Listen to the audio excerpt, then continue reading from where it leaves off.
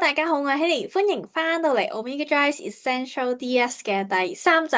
咁上次咧就提到關於發炎啊，其實係乜嘢一回事啦？原來慢性發炎咧係對於身體嘅禍害係非常之大喎。咁而面對一啲慢性發炎，包括係濕疹啊、類風濕關節炎啊、哮喘等等嘅情況咧，其實傳統嘅方法咧係會點樣去應對嘅咧？咁我哋一般情況下啦，我諗大家都成日聽㗎啦，就係咧我哋會去有機會食一啲止痛藥啊、消炎藥啊，或者皮膚唔舒服啊、哮喘嘅時候咧，有機會用到類固醇啦。咁而呢啲藥物咧，其實咧都會有一定程度嘅藥性啦。咁包括咧，我哋之前即係香港人好鍾意翻去，即係翻鄉下。去日本嘅時候咧，就會去藥妝度掃藥啦。咁但係咧，原來咧喺我哋日本好出名嘅呢啲嘅藥方咧，都係有一個成癮性啦，甚至咧喺服用之後咧係會呈一個毒品嘅反應啊。咁我曾經咧都喺成差唔多10年前嘅時候咧，其實曾經都試過買呢一隻藥啊，止痛藥。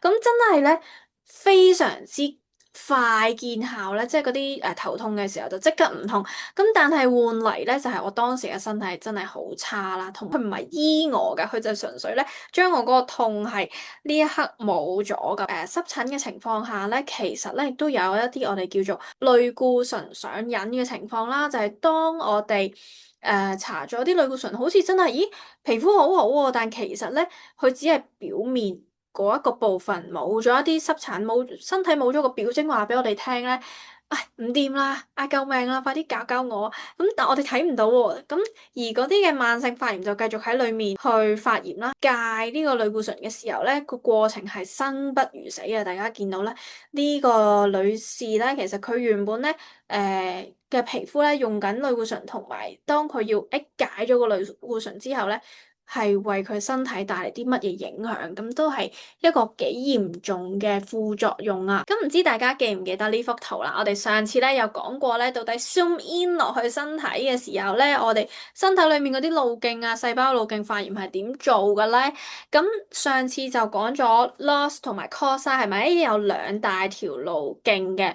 咁原來咧，我哋嗰啲嘅止痛藥、消炎藥咧，咁當我哋食咗個藥落去啦，原本一啲痛症，即係喺你見到喺 cause two 呢度咧，咪原本有啲痛症啊，一啲頭暈頭痛嗰啲唔舒服嘅時候咧，當我哋食咗藥嘅時候咧，其實佢係 block 住咗我哋 cause 嗰條路徑㗎。咁 block 住佢唔係淨係 block 嗰條紅腫嘅路徑喎，佢仲會 block 埋咧呢一條路徑。記唔記得呢條 cause one 咧？其實係好嘢嚟㗎。呢個 cause one 其實係用嚟保護我哋嘅胃黏膜啦，維持我哋腎臟功能啦。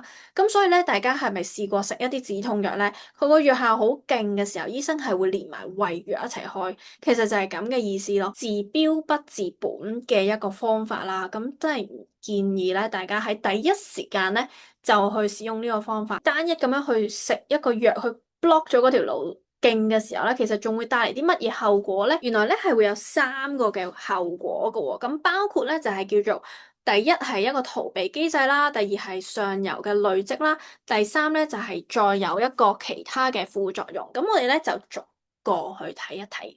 咁首先咧，逃避機制咧，呢粒藥 block 住咗 cause 呢啲紅色嘅炎症 AA 落嚟嘅炎症咧冇位走喎，咁就會去咗 loss。loss 下面係咩嚟嘅咧？loss 下面就係氣管收縮同埋過敏啦。咁所以咧，大家係咪有啲朋友仔都試過咧？啊，食完嗰啲止痛藥咧，真係冇咗啲痛症，但係唔知點解咧，之後嘅氣管特別差啊，特別容易氣管敏感啊。甚至有啲氣喘嘅情況咧，咁其實就係其中一個原因，點解會出現到呢啲狀況啦。咁第二咧就係上游累積。咩叫上游累積咧？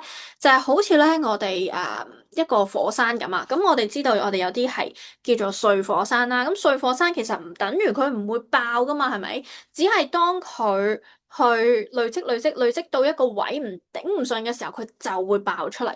就係呢啲紅色波波咧，其實佢會不斷咧喺 AA 嗰度產生啦，產生啦。咁每日記唔記得自由基每日攻擊我哋7萬幾次啊？不斷喺度產生咯喎。咁產生你又 block 住咗佢喎。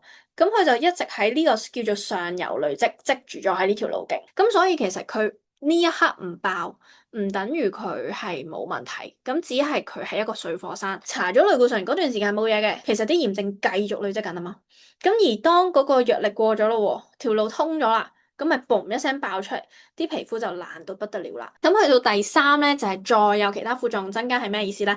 你見到紅色咧，呢度寫住胃潰瘍啦、腎功能受損啦，就係其實大家記唔記得嗰條路線圖咧？Cause one 係好嘢嚟噶，但係因為喺食藥嘅情況下咧，會令到我哋個胃啊、我哋個腎功能都差啦。咁所以一啲即係長期食西藥嘅人，其實即係開始腎啊，跟住肝啊各等嘅器官會影響，其實都係咁嘅原因咯。有一啲狀況嘅時候，我哋真係要思考一個問題：我哋係唔係要立即用西藥去 block 咗嗰條路，暫時，定係我哋從根源去入手咧？講翻我哋嗰個火種，我哋嗰間屋啦，其實食西藥咧就好似講緊你已經火燭噶啦，咁咧你就叫消防員咧幫我哋出面花園啊嗰啲地方咧，睇唔到睇唔到，快啲熄咗嗰啲火。咁出面嗰啲火燒已經熄咗，但係裡面間屋咧你見到咧仲係着晒煙。仲係燒緊嘅，咁其實係冇處理過嗰個問題。西醫方面咧，其實係講緊精準啦、見效快啦；中醫方面咧就係講緊平衡啦、調和啦。咁喺呢兩者咧，其實我哋有冇辦法去取一個平衡咧？呢個係我哋 Young Living 嘅使命啦，係從一個根源去解決呢個問題，就唔係想頭痛醫頭，腳痛醫痛。咁所以點解咧，我哋會係有呢一個嘅 project 啦，去做呢個 Omega Drive Essential DS 咧，其實都係為咗呢個原因。我哋其實咧 Young Living 會 make 一個新嘅 product 出嚟咧，其實都係有個 purpose 喺度嘅，就係因為而家咧喺全球啊一個慢性發炎嘅情況都係非常之嚴重啦，而我哋希望咧係可以帶俾大家咧一個更加有效全面咁解決，從根源去解決嘅一個方法俾我哋。我哋呢個新產品大家都知道，其實係同魚油有關啦。咁我一開始咧，其實就已經講咗魚香啦、魚香酸嘅部分啦，點樣去幫助我哋去處理炎症啦。咁亦都講咗到底炎症係乜嘢啦，傳統嘅方法係點樣啦。咁喺下一集咧，都係最後一集嚟噶啦，應該就會同大家咧去講解埋到底我哋嘅魚油同出面坊間嘅魚油有啲乜嘢不同之處啦。到底佢係點解咁有效咧，可以幫助我哋咧對抗自由基嘅情況啦。咁希望咧今集嘅內容咧都可以令你更加了解到我哋傳統嘅醫學咧係點樣處理慢性發炎咧，亦都去反思一下到底我哋咧係有冇其他更加好嘅方法。希望呢個 video 咧除咗帶俾各位有新嘅資訊之外咧，大家如果覺得有用咧，都歡迎咧去 share 俾你身邊嘅屋企人同朋友啦。因為呢個世界實在係太多人咧，原來唔知道咧有傳統方法以外嘅其他啲方法啦。咁希望咧大家都可以過到一個健康嘅生活啦。我哋下集再見，拜拜。